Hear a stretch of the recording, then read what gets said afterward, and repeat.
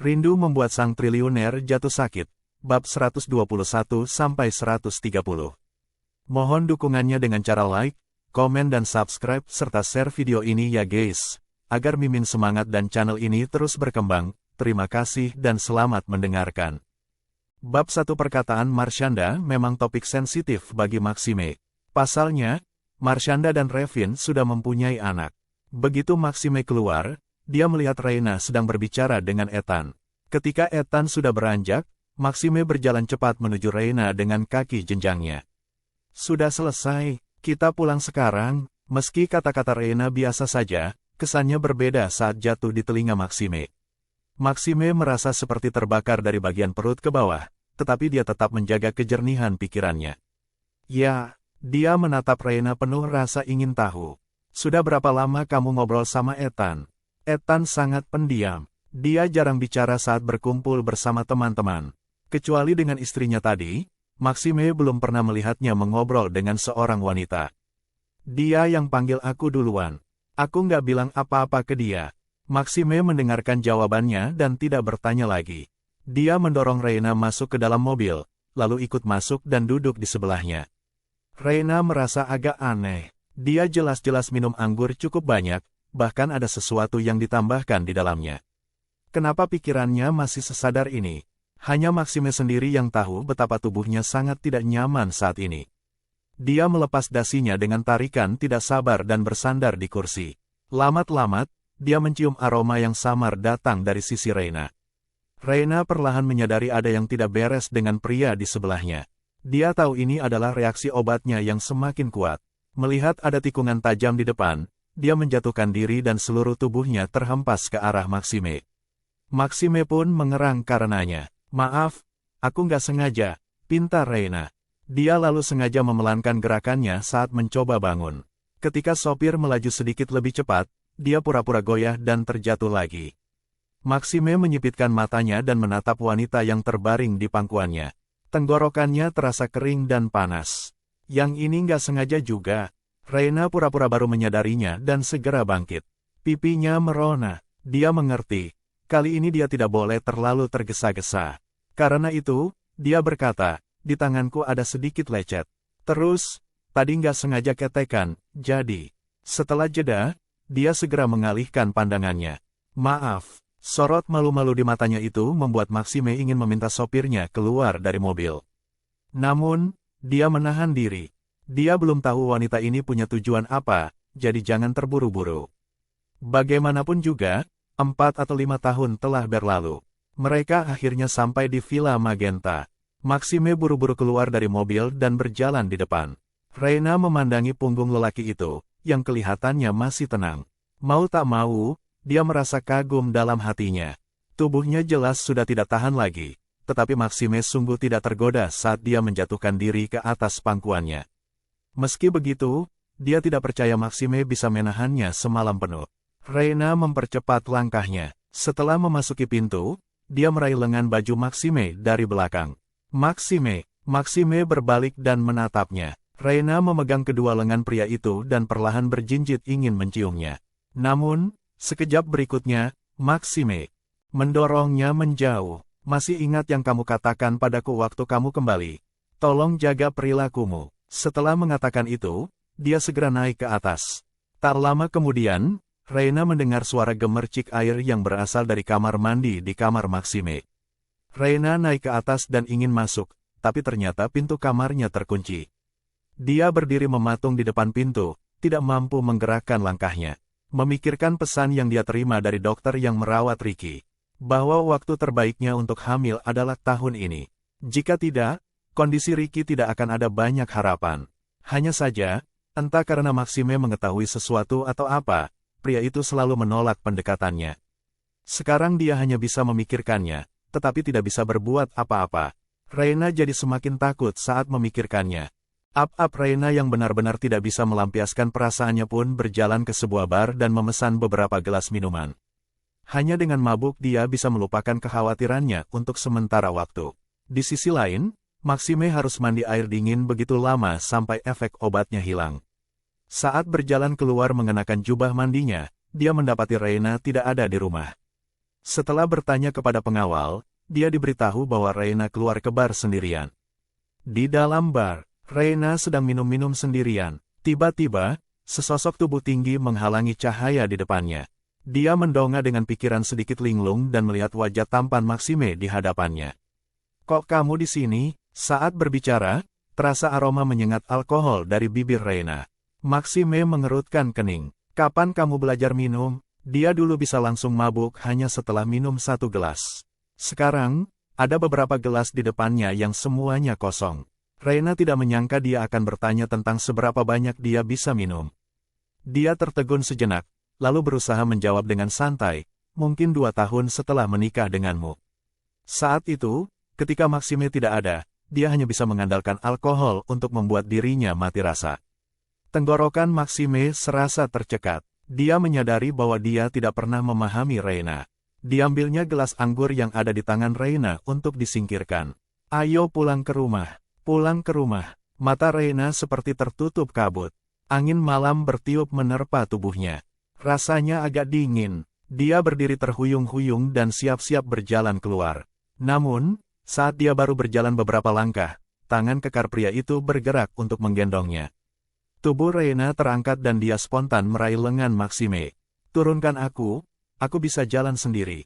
Reina merasa sedikit berdebar-debar. Maxime tidak mau mendengarkan. Dia berjalan ke depan dengan langkah kaki lebar dan cepat seraya berkata, "Kamu nggak boleh minum-minum lagi."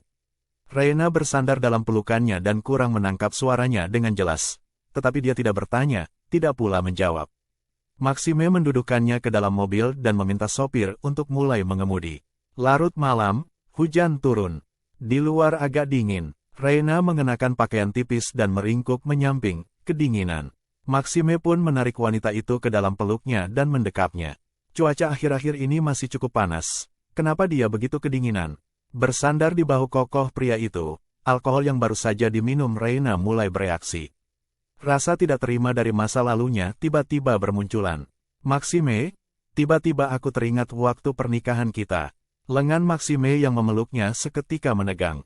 Mendengar dia bergumam, "Orang lain digendong keluar dari mobil, tapi aku harus berjalan sendiri turun dari mobil." Maxime seketika merasa seolah hatinya diremas-remas. "Kamu paling ingat kalau soal begini." Reina tampak sangat tenang, hanya dengan tatapan yang seakan mengejek diri sendiri. Mungkin manusia memang cuma bisa ingat yang jelek-jelek tentang orang lain. Maxime memegangi tangannya semakin kencang. "Kamu mabuk?" "Gak mabuk, aku masih sadar." Reina menatap rahang tegas Maxime. "Kamu pria yang sangat baik, tapi bukan suami yang baik. Aku harap, suatu hari nanti kamu bisa menyingkirkan prasangka burukmu terhadapku dan membebaskan aku. Saat hari itu tiba, mungkin kita bisa berteman." Berteman? Baru 2 jam yang lalu, wanita ini menggoda dan merayunya. Setelah mabuk, dia bilang ingin berteman dengannya. Kalau ditimbang-timbang, dia saat ini sedang mabuk. Yang dia katakan pasti isi hatinya yang sebenarnya, bukan?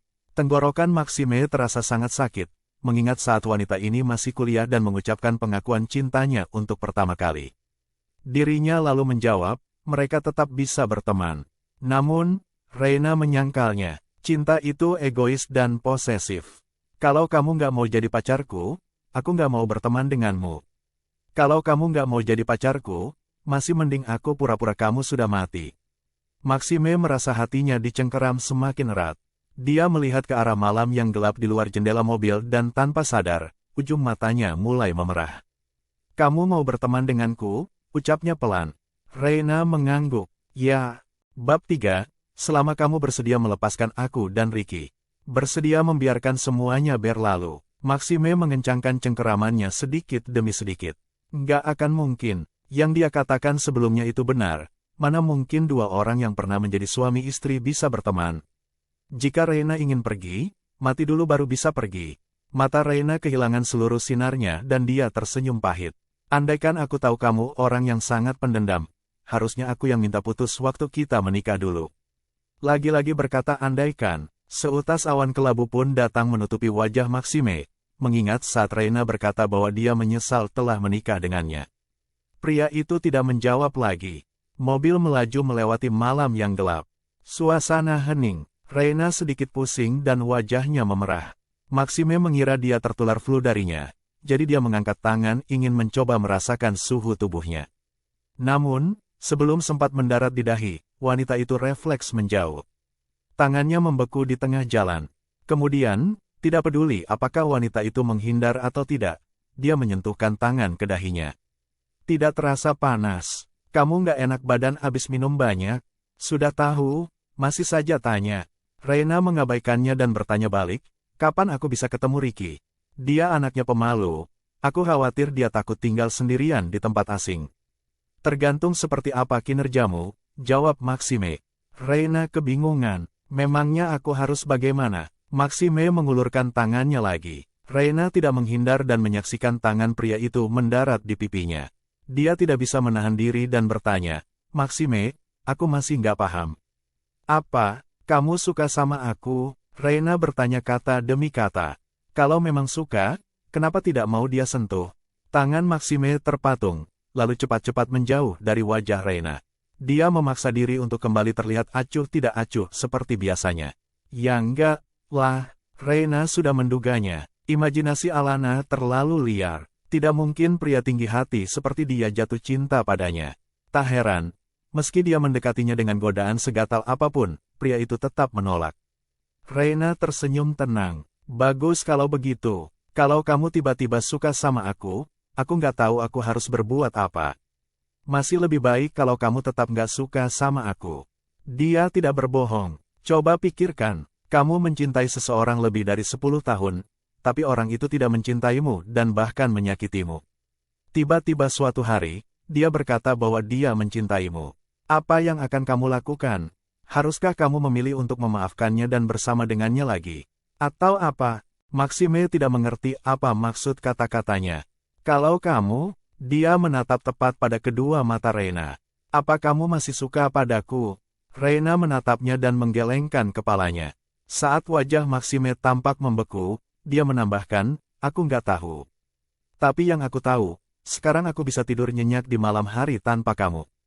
Suaranya begitu lembut, tetapi setiap kata-katanya bagaikan jarum, menusuk-nusuk hati Maxime. Mobil terus melaju di malam yang gelap. Di bawah cahaya redup dalam mobil, Reina tidak bisa melihat mata Maxime yang agak memerah. Maxime mencondongkan tubuh ke arah jendela dan juga tidak menyadari perubahan pada dirinya sendiri. Reina jadi suka bicara setelah minum-minum. Dia tidak peduli apakah Maxime mendengarkan atau tidak dan hanya terus bicara kepada dirinya sendiri. Aku tahu apa yang mengganjal dalam hatimu. Kamu merasa tertipu. Keluarga Andara sekarang sudah hancur. Sebuah balasan yang setimpal. Andaikan saja, aku bisa mengembalikan semua uang dan proyek yang dijanjikan keluarga Andara dan keluarga Sunandar padamu. Bisakah kamu melupakan semuanya? Bab 4 di dada Maxime terasa seperti ada batu yang menindih. Dia tidak pernah peduli lagi soal uang dan proyek itu. Dia hanya tidak suka ditipu. Entah di dunia bisnis atau di tempat lain, saat itu adalah kali pertama dan satu-satunya dia ditipu dan dipermainkan di depan semua orang. Melihat dia tidak menjawab, Reina tidak tahu bagaimana cara membantunya melepas dendam di hatinya. Selain yang itu, aku benar-benar nggak tahu bagaimana caranya membuatmu melepaskan masa lalu. Saat dia akhirnya berhenti bicara, Maxime menoleh dan melihat sosok mungilnya di kursi. 8 tahun paling nggak sudah berlalu sejak perjanjian antara keluarga Andara dan keluarga Sunandar. Dalam 8 tahun ini, baik itu proyek atau uang sudah banyak berubah. Kamu mau mengembalikan pakai cara apa? Sebut satu harga. Entah bagaimana caranya, aku akan mengembalikannya padamu, jawab Reina. Pandangan mata Maxime yang dalam sama-samar bersinar. Oke kalau begitu, aku akan melepaskanmu setelah kamu membayarnya. Reina sendiri yang memintanya menyebut harga. Kalau begitu, biarkan utang ini tidak pernah terbayar selama-lamanya. Reina menghela napas lega. Dia selalu terlibat dengan Maxime akhir-akhir ini, selain karena kedua anaknya, juga karena perjanjian antara keluarga Andara dan keluarga Sunandar dulu. Asalkan dia bisa menemukan cara untuk mengembalikan semua uang itu kepada Maxime, dia tidak akan berutang lagi padanya. Akhirnya, mobil mereka tiba di Villa Magenta. Segera setelah mereka sampai, Reina merasa perutnya mual dan dia cepat-cepat pergi ke toilet untuk muntah. Maxime masih di luar dan bertanya kepada pengawal yang mengikuti Reina. Atas perintah siapa kamu membiarkan dia minum-minum? Pengawal itu menundukkan kepalanya. Maaf, Pak Maxime, aku beri waktu 10 menit, siapkan obat-obatan dan sesuatu untuk meredakan mabuk, perintah Maxime dengan nada suara dingin. Baik, pengawal itu segera pergi. Ketika Reina keluar lagi, dia sudah mencuci muka, tetapi wajahnya sangat pucat. Maxime menatapnya dari ruang tamu. Sini, Reina berjalan ke arahnya selangkah demi selangkah dan melihat dia sudah menyiapkan minuman peredam mabuk di atas meja. Minum ini sebelum tidur, kata Maxime. Ya, terima kasih. Reina duduk, mengambil minuman itu dan meneguknya dalam sekali tarikan napas. Lalu dia juga meminum obatnya. Kepalanya sudah tidak terlalu sakit lagi. Dia duduk tegak dan bertanya dengan serius kepada Maxime, "Kamu ingin aku mengembalikan berapa?" Dia sepertinya masih agak mabuk dan belum sadar sepenuhnya. Maxime melirik sebentar dan meminum seteguk air, baru menjawab, "Aku sudah nggak ingat lagi berapa total mahar yang dijanjikan ayahmu kepadaku. Kamu pertama-tama harus mengembalikan hadiah pertunangan yang aku berikan kepada keluargamu dulu. Totalnya paling nggak sekitar 9-10 triliun. Kalau dihitung dengan kenaikan harga, nilai uang waktu itu pasti juga ikut naik sekarang. 9-10 triliun, sebanyak itu." Reina melipat tangan di atas pangkuannya dan mengangguk. Seharusnya memang begitu. Penampilannya yang sangat baik dan penurut membuat Maxime tiba-tiba merasa tidak enak telah memanfaatkan saat-saat dia mabuk untuk menjebaknya. "Kamu sebelumnya sudah memberiku 00 miliar, kan? Aku nggak akan menyusahkan kamu, jadi kamu bayar total 6 triliun dulu. Dikurangi 00 miliar, berarti masih tersisa 5,8 triliun. Soal mahar, karena kamu ingin mengembalikan semua hadiah pertunangannya, aku nggak akan minta kamu memberikan mahar yang kalian janjikan juga. Sedangkan proyek yang dijanjikan ayahmu akan bekerja sama denganku tapi akhirnya dihancurkan adik dan ibumu, aku masih harus minta seseorang untuk menghitung total kerugiannya. Bagaimana? Tersisa 5,8 triliun. Walaupun Reina telah menghasilkan sejumlah uang selama beberapa tahun ini, totalnya mungkin tidak sampai 8 triliun. Dia berinvestasi dalam amal dan menyumbangkan 00 miliar. Dia pun memutuskan, setelah ini, dia harus menciptakan lebih banyak lagu, menghasilkan lebih banyak uang dan tidak bisa menyumbangkan uangnya lagi. "Oke, kamu hitung dulu totalnya. Pasti akan kukembalikan." Menghadapi Reina yang begitu mudah diajak diskusi tidak membuat Maxime senang sama sekali. Wanita ini bersungguh-sungguh rela mengeluarkan banyak uang setengah mati agar bisa benar-benar meninggalkannya. Maxime memikirkan sesuatu dan bicara lagi. "Aku juga punya satu syarat. Sebelum semuanya lunas, kamu harus tinggal di Villa Magenta." "Oke." Bab 5,5 jam kemudian, Reina kembali ke kamarnya untuk beristirahat. Maxime masih di ruang kerja. Ketika Alana menelepon Reina, wanita itu tercengang mendengar dia ingin mengembalikan hadiah pertunangan yang setinggi langit sebanyak 5,8 triliun. "Gimana caranya kamu bisa mengembalikan uang sebanyak itu? Lagian, uangnya sudah diserobot adik dan ibumu, kenapa kamu yang harus mengembalikan?" Reina duduk di balkon, mencari angin untuk menjernihkan pikirannya. "Aku ngobrol banyak sama dia hari ini. Dia sebelumnya nggak pernah janji mau melupakan semuanya. Tapi kali ini, asalkan aku mengembalikan uang itu, dia janji nggak akan ngungkit soal penipuan pernikahan lagi." Alana jadi bertanya-tanya, "Nana, tapi kenapa perasaanku, dia sedang menjebakmu? Dia CEO Grup Sunandar, apa dia masih kekurangan uang 5,8 triliun? Kamu tahu nggak, aku sudah cari-cari di internet, total uang yang didapatkan Grup Sunandar dari menyewakan toko-tokonya di seluruh negeri setiap tahunnya nggak kurang dari 120 triliun. Belum lagi dari real estate Grup Sunandar yang lainnya, perusahaan teknologi informasi, lalu proyek-proyek lainnya. Kamu belum pernah dengar omongan orang-orang di luar negeri. Katanya, total kekayaan Maxime bahkan lebih banyak dari total kekayaan beberapa negara." Reina tidak tahu berapa banyak aset yang dimiliki Maxime. Sebelum menikah, dia hanya pernah mendengar dari ayahnya bahwa Maxime adalah pria yang sangat sempurna. Bahwa dia tidak akan merugi bila menikah dengan Maxime, hanya khawatir saja kalau dia akan diperlakukan dengan buruk.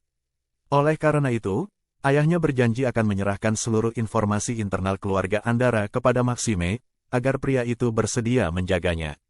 Namun, kemudian Maxime tidak mendapat apa-apa.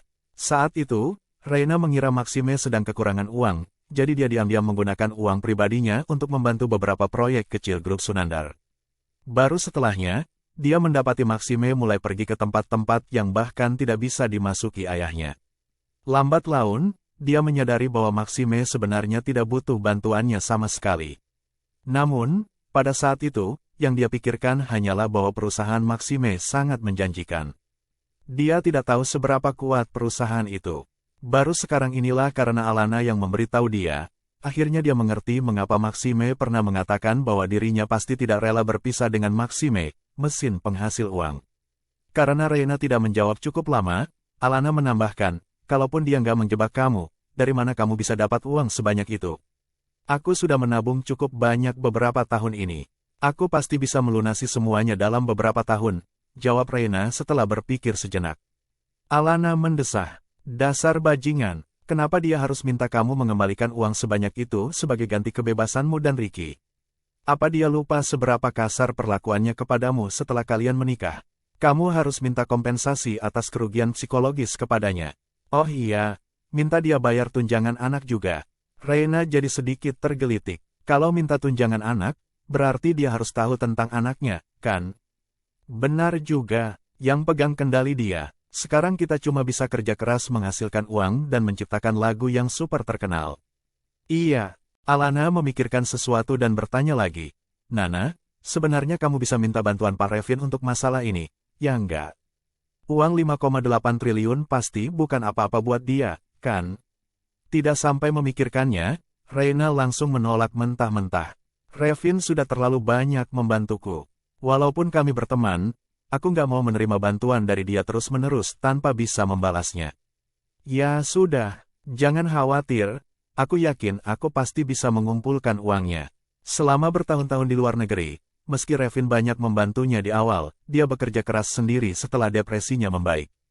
Baik itu perusahaan atau soal membuat musik.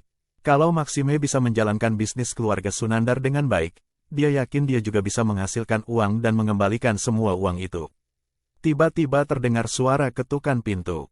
Reina segera menutup panggilan dan membukakan pintu, melihat Maxime berdiri di depan pintu mengenakan jubah mandi hitam setelah selesai mandi. Apa yang kamu? Ayo tidur. Bab 6. Reina tidak menyangka dia begitu blak-blakan. Memikirkan beberapa kali sebelum ini, pria itu sendiri yang pada akhirnya membuat mereka berhenti di tengah jalan. Kini Reina tidak seantusias sebelumnya. Kamu yakin? Maxime melangkah mendekatinya. Kita masih suami istri, apa salahnya? Sambil berbicara, tangannya bergerak melepas jubah mandinya. Reina terpaksa memalingkan wajah dan mengalihkan tatapannya. Melihat sorot matanya yang tersipu, Maxime menelan ludah, membuat jakunnya samar-samar naik turun. Jangan khawatir, aku nggak akan menyentuhmu. Reina terkejut, lalu dia berpikir, tentu saja, itu yang dimaksud. Kalau kamu suka tidur di sini, biar aku tidur di kamar tamu. Dia berbalik hendak pergi. Kalau memang tidak bisa apa-apa, untuk apa tidur di sini? Namun, Maxime lebih cepat dan meraih pergelangan tangannya terlebih dahulu. Dengan satu tarikan kuat, Reina tertarik ke depan dan jatuh ke dalam pelukannya. Reina ingin melepaskan diri, tetapi Maxime memeluknya sangat erat. Jangan bergerak, mulai sekarang, kamu juga tidur di sini. Aku nggak bisa tidur sendirian. Dia mulai menderita insomnia sejak kepergian Reina. Dia sudah minum berbagai macam obat dan memeriksakan diri ke psikiater. Tetap saja belum ada perubahan. Baru setelah Reina kembali, dia bisa tidur sedikit sambil memeluknya. Reina tidak percaya kata-kata itu keluar dari mulut Maxime. Tepati janjimu. Ya, Reina berbaring miring, sengaja menggunakan selimut untuk memisahkan keduanya.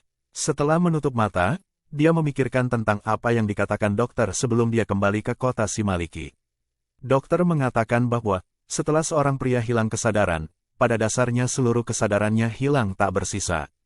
Jika Reina ingin mencapai tujuannya, dia tidak bisa membiarkan pria itu kehilangan kesadaran sepenuhnya. Satu-satunya jalan adalah dengan membuat pria itu mabuk. Sayangnya, terakhir kali dia membuat Maxime minum anggur. Anggur itu justru diminumkan padanya. Pantas saja orang-orang yang mencoba mendekati dia sebelumnya selalu gagal total. Pria ini tidak pernah memakan umpan orang yang ingin membuatnya mabuk. Di perayaan ulang tahun hari ini, dia bahkan tidak jatuh dalam jebakan Joanna. Reina berpikir, mereka berdua sekarang tinggal bersama setiap hari. Karena Maxime selalu waspada terhadapnya sepanjang waktu. Dia harus membuat Maxime menurunkan kewaspadaannya sedikit demi sedikit. Buat dia mabuk, lalu coba lagi. Memikirkan hal ini, dia tertidur tanpa menyadari bahwa Maxime telah melewati batas yang dia buat dan menarik tubuhnya ke dalam pelukannya. Sementara itu, di rumah Alana, setelah wanita itu menutup telepon, dia tidak tahu bahwa seluruh komunikasi di ponselnya telah disadap. Rico di kamar sebelahnya meletakkan ponsel dengan mata khawatir. Pantas saja akhir-akhir ini suasana hati Mama sedang buruk. Ternyata Ricky dibawa ke sini oleh ayah bajingannya. Ayah bajingan ini bahkan ingin Mama mengembalikan hadiah pertunangannya. Total 5,8 triliun. Dia harus menjual lebih banyak skandal di situs ilegal. Memikirkan semua ini, Rico mulai bekerja keras untuk menghasilkan uang. Villa Mata Air. Ini adalah properti pribadi Maxime dari bertahun-tahun yang lalu. Tersembunyi jauh di dalam pegunungan dan hutan liar, hanya sedikit orang yang tahu tentang tempat ini. Tempat ini dijaga dengan peralatan keamanan tingkat tinggi. Seluruh villa serta sekitar 2 km di sekelilingnya selalu dipantau 4 jam sehari. Tanpa perintah Maxime, tidak ada yang bisa masuk dan tentunya tidak ada yang bisa keluar. Ricky dikurung di tempat seperti ini. Jaringan eksternal di sini juga diblokir. Setiap hari, pengasuhnya mengajaknya membaca buku, bermain Lego, serta permainan-permainan lainnya. Hari ini, pengasuhnya bermain menyusun rumah lagi. Ricky, lihat ini. Ricky menampakkan penampilan kekanak-kanakan. Wow, Bibi hebat. Pengasuh itu sangat senang dipuji si kecil yang tampan dan lucu itu. Bibi, kalau buat mobil bisa. Mata indah Ricky bersinar, sekilas terlihat seperti memikirkan sebuah jebakan cerdik. Bibi, kalau kastil, Ricky mau lihat kastil yang besar banget. Tangan Ricky ikut bergerak-gerak mengikuti perkataannya.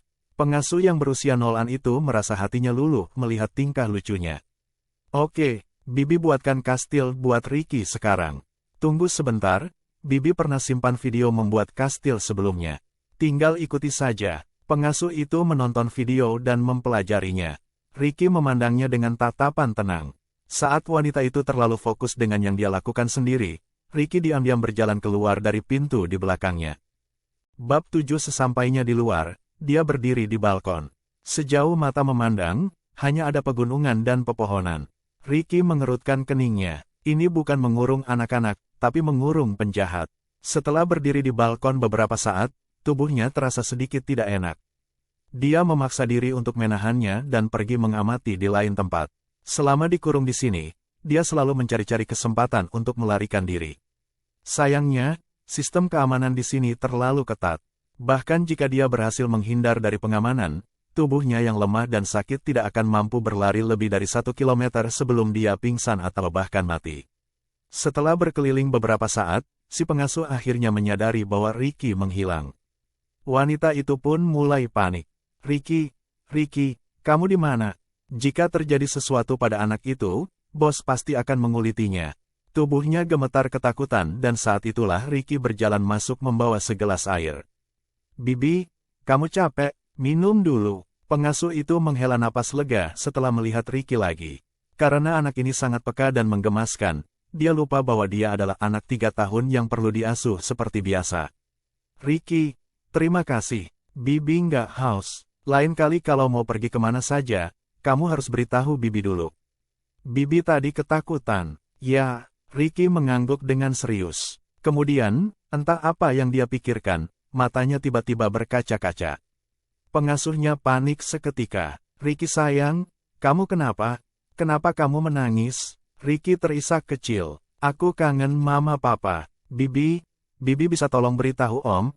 Air mata bergulir jatuh dari wajahnya. Pengasuhnya tidak pernah tahan melihatnya menangis. Oke, Bibi coba telepon kepala pelayan sekarang. Dia tidak punya kontak bosnya. Sinyal internet di villa ini diblokir, jadi pengasuh itu harus pergi ke lapisan keamanan terluar untuk menghubungi kepala pelayan. Dia meminta pengasuh lainnya untuk menjaga Ricky terlebih dahulu, lalu memberitahu penjaga keamanan bahwa Ricky tidak mau berhenti menangis karena merindukan orang tuanya. Penjaga keamanan pun menghubungi kepala pelayan yang bertanggung jawab atas Villa Mata Air melalui perangkat komunikasi khusus. Matahari pagi bersinar. Reina perlahan membuka mata. Pandangannya dipenuhi pemandangan sebuah lengan yang kuat. Lalu dia mendongak, melihat wajah tampan Maxime dalam jarak sangat dekat. Baru kemudian dia menyadari bahwa Maxime tidur di sisi tempat tidurnya. Reina mengerutkan kening dan mencoba mengangkat lengan itu dengan hati-hati. "Jangan bergerak." Suara Maxime terdengar tidak sabar. Sekejap kemudian, dia memeluk Reina lebih erat. "Tidur lagi sebentar. Sudah lama dia tidak tidur nyenyak." Bukannya tidak punya waktu. Dia cuma tidak bisa tidur sama sekali. Kini setelah akhirnya dia bisa tidur, dia tidak ingin terburu-buru berangkat kerja dan tidak mau memikirkannya. "Aku nggak ingin tidur lagi." Reina mencoba melepaskan diri lagi, tetapi tangannya digenggam erat dan tidak bisa ditarik sama sekali. Dia tidak punya pilihan selain menutup matanya kembali. Namun, tak lama kemudian, ponsel Maxime berdering memecah suasana. Pria itu menekan amarahnya dan membuka mata, memeluk Reina dengan satu tangan dan meraih ponsel di meja samping tempat tidur dengan tangan lainnya. "Ada apa?" Kepala pelayan di seberang sana menceritakan padanya tentang Ricky. "Oke." Maxime langsung menutup telepon. Mulai sekarang, dia harus membuat peraturan tidak ada yang boleh menelepon dirinya sebelum jam 9. "Boleh bangun sekarang?" tanya Reina. Maxime awalnya ingin lanjut tidur sebentar sambil memeluknya. Karena memikirkan anak kecil itu dan tidak ingin benar-benar terjadi sesuatu, dia pun melepaskan Reina. "Oke, aku mau keluar nanti, ada sedikit urusan." Dia beranjak berdiri dengan malas. Reina menoleh dan berkata sambil memakai bajunya, "Bisa nggak kita bikin kesepakatan? Kamu nggak boleh tidur sambil peluk aku kayak tadi lagi." "Maksudku, kita sepakati batasan-batasan interaksi kita mulai sekarang. Nggak adil bagiku kalau kamu terus memperlakukan aku seperti ini." Setelah kembali dari luar negeri, Reina sudah belajar beberapa hal untuk persiapan. Pria menyukai apa yang tidak bisa mereka dapatkan. Pura-pura tidak mau padahal mau. Maxime memandangnya dengan wajah mengantuk. Wanita itu bersembunyi di bawah selimut. Rambut panjangnya acak-acakan di atas tempat tidur dan wajah kecilnya tersembunyi di antara rambut itu, membuat hati berdesir hebat.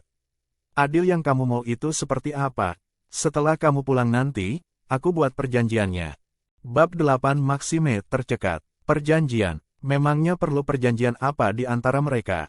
Takut Reina tidak mau tetap tinggal bersamanya. Dia pun dengan enggan berkata, "Kamu buat dulu kalau begitu." Kalau ada yang tidak menguntungkan baginya, dia tidak akan setuju. Setelah berganti pakaian, Maxime naik ke dalam mobilnya dan menuju ke villa mata air. Begitu sampai, dia melihat Ricky terbaring di tempat tidur dengan air mata berlinang. "Om, akhirnya kamu datang juga. Sudah beritahu papa kamu membawaku pergi. Bagaimana mungkin dia memberitahu Revin kalau dia membawa pergi anaknya?" Maxime mengangkat alisnya dan berkata, "Sekarang dia pasti sudah tahu."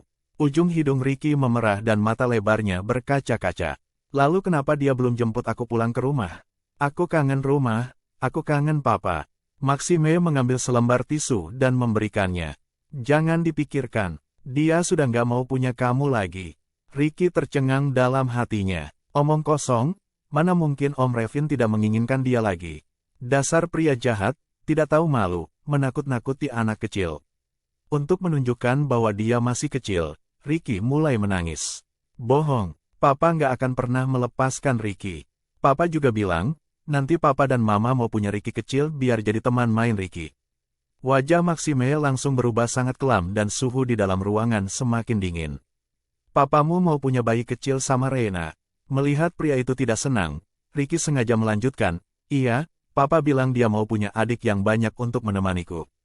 Maxime terdiam. Saat menangis, Ricky diam-diam memperhatikan wajah Maxime. Bukankah dia tidak suka mama? Kenapa wajahnya terlihat sangat tidak senang? Apakah semua bajingan seperti dia, tidak ingin memiliki seseorang, tetapi juga tidak mengizinkan orang lain memiliki seseorang itu? Kalau memang begitu, kenapa mamamu pulang lagi ke sini? Maxime bertanya sambil lalu. Siapa tahu anak kecil itu tahu sesuatu. Ricky tertegun agak lama. "Mungkin mama pulang sama papa untuk melahirkan adik-adikku." Mata besarnya berkedip, penuh keseriusan. Maxime merasa semakin tidak tenang. Beberapa waktu belakangan, dia memerintahkan orang-orang untuk memperhatikan gerak-gerik Revin. Dia lalu mengetahui ada seseorang di belakang Revin yang membatasi pergerakannya dan bahwa pria itu tampak ingin meninggalkan Astania. Dia seperti ingin kembali ke sini. Kembali ke sini untuk hamil dan melahirkan tampak seperti sesuatu yang bisa muncul dari pikiran Reina. Jangan menangis lagi. Kalau kamu nurut, aku bisa membawa Reina menemuimu, ucapnya. Dia belum pernah menghibur anak kecil sama sekali, jadi dia pikir masalahnya sudah teratasi. Dia pun bangkit hendak pergi. Namun, Ricky langsung memeluk kakinya sambil menyeka ingus dan air mata di celananya. Huhu, aku mau mama, aku mau papa, om jahat, huhu. Dia harus naik pesawat untuk pergi ke sini beberapa hari yang lalu. Karena kondisi kesehatannya, dia tidak punya tenaga untuk membuat gara-gara dan menyusahkan Maxime. Sekarang dia ingin menyiksa pria ini. Mama sudah merawat dia dan kakaknya sejak mereka masih kecil. Ayah bajingannya lepas tangan sama sekali. Sekarang, biar dia rasakan betapa beruntungnya memiliki kesempatan untuk merawat anak-anak.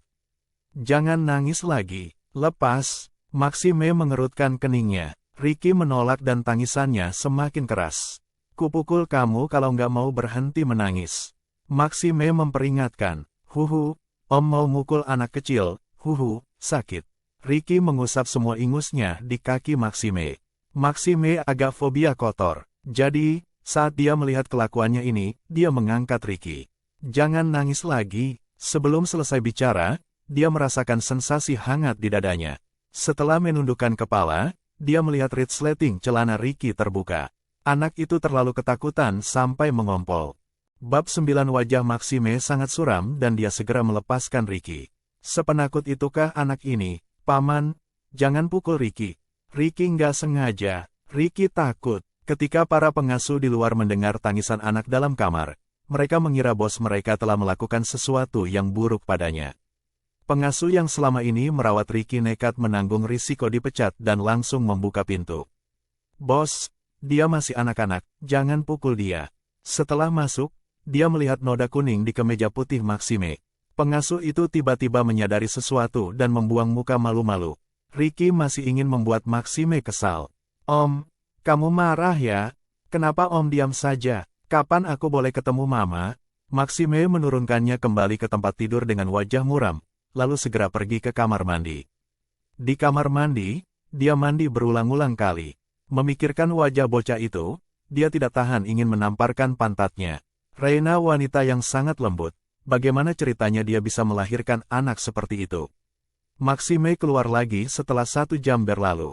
Seluruh tubuhnya harum. Pengasuh mendatanginya dengan hati-hati. Bos, Ricky sudah berhenti menangis. Dia juga meminta saya untuk memintakan maaf. Katanya, dia janji akan jadi anak baik dan meminta untuk jangan sakiti Sandra. Dia juga ingin bertemu mama papanya. Setelah pengasuh menyampaikan semuanya, hatinya dilanda rasa terkejut. Ternyata Ricky bukan anak atau kerabat bosnya. Lalu, yang dimaksud Sandra itu apa? Dia merasa seakan telah mengetahui rahasia yang sangat penting. Mungkinkah dia akan dipaksa bungkam? Maxime juga kaget. Menyakiti Sandra, pantas saja bocah nakal itu ketakutan sampai mengompol. Ternyata salah paham. Oke. Dia tidak punya waktu untuk berdebat dengan seorang anak kecil. Sebelum pergi, dia menyuruh pengasuh itu untuk merawat Ricky dengan baik. Pengasuh itu menghela napas lega, tetapi masih bertanya-tanya soal apa yang dikatakan Ricky. Di dalam kamar, Ricky mendengarkan suara mobil Maxime melaju pergi. Rasanya sangat bahagia. Berapa kali dia dan kakaknya mengompol di baju mama mereka sejak mereka lahir. Baru sekali saja, pria itu sudah tidak tahan. HMPH, lain kali ayah bajingan itu datang, dia akan memberinya ingatan yang tak mungkin terlupakan. Memikirkan hal ini, Ricky jadi tidak ingin cepat-cepat pergi. Lagi pula, dia juga belum bisa operasi sekarang. Dia bisa memanfaatkan waktu ini untuk memulihkan diri, menghabiskan pakaian ayahnya, sekalian membantu ayahnya memperbarui isi lemarinya. Sementara itu, Maxime duduk di dalam mobil, memikirkan saat seluruh tubuhnya basah kuyup. Tangannya pun tidak bisa menahan diri dan mencubit alisnya. Dia bertanya kepada pengawalnya, di mana Reina sekarang? Masih di Villa Magenta, jawab pengawal itu.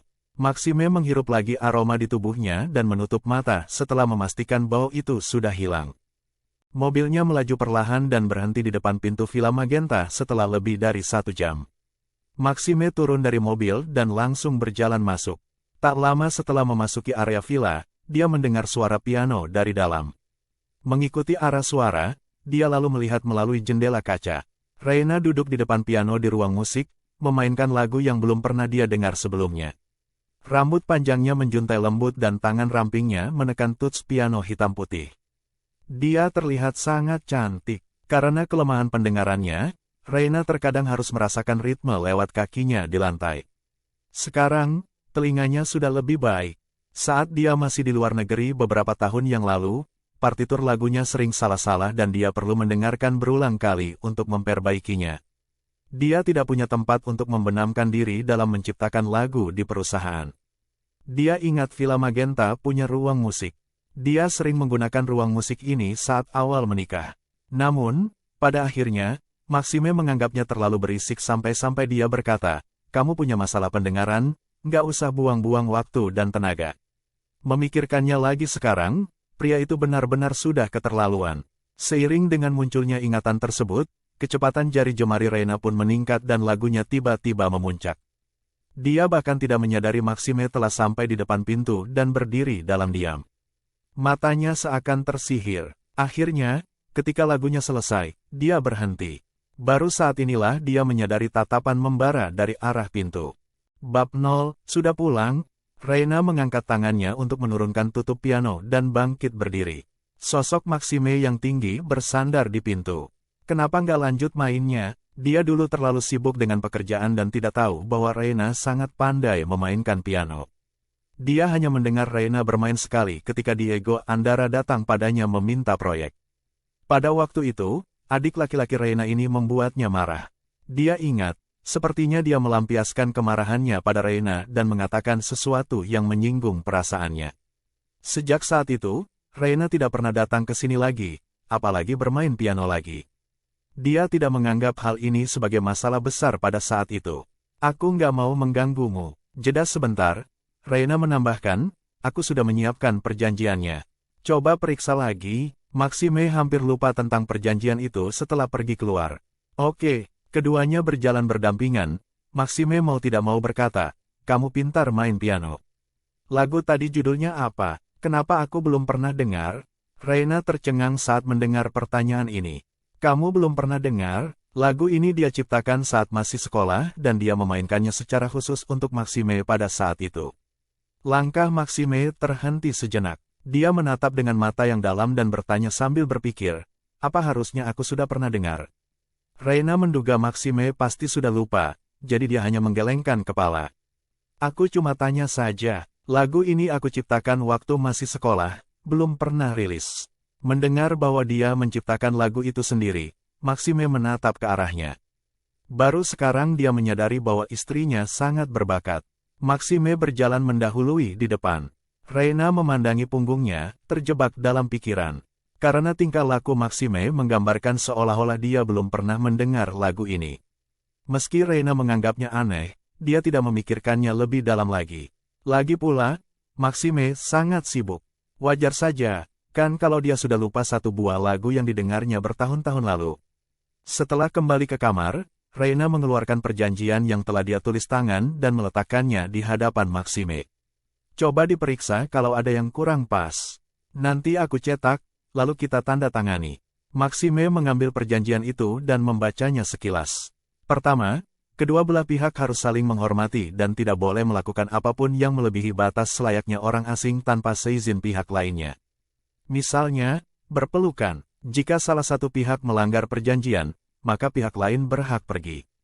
Kedua, selama masa perjanjian, Maxime harus menjaga Ricky dengan baik. Setelah Reina mengembalikan uangnya, Ricky harus segera dikembalikan. Kemudian, keduanya segera bercerai. Ketiga, singkatnya, setiap pasal di sini mengatur cara interaksi selama mereka tinggal bersama. Dia tidak boleh menyentuh Reina. Jika dia melanggar, Reina berhak mengambil anaknya dan pergi dengan sukarela.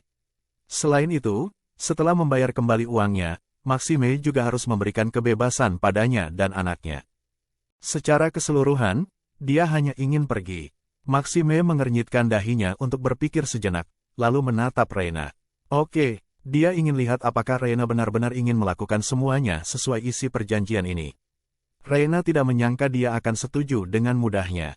Kalau begitu, aku cetak dulu. Perjanjian dicetak dalam 2 salinan. Setelah Maxime menandatangani masing-masing salinan, Reina juga tanda tangan dan setiap dari mereka mengambil satu salinan. Aku harap kamu bisa menepati janjimu. Maxime tidak senang saat mendengar ini. Kamu juga, tenang saja, ini masih pagi. Jadi Reina mengambil perjanjian itu dan pergi ke kamar, menulis lagu untuk hari ini. Dia sebenarnya tidak ingin membuat kesepakatan apapun. Dia hanya ingin mencari cara agar Maxime tidak mendapatkannya dengan terlalu mudah dan semakin tergoda. Entah akan berhasil atau tidak. Maxime masih duduk di ruang tamu. Setelah Reina pergi, dia mengambil perjanjian itu dan langsung melemparkannya ke mesin penghancur. Persetujuan apa? Yang berlaku di sini hanya yang dia kehendaki saja. Dia ingin lihat trik apa yang ingin Reina mainkan. Bersambung. Terima kasih telah menonton dan mendengarkan konten novel viral. Jangan lupa dukung Mimin dengan cara subscribe ya.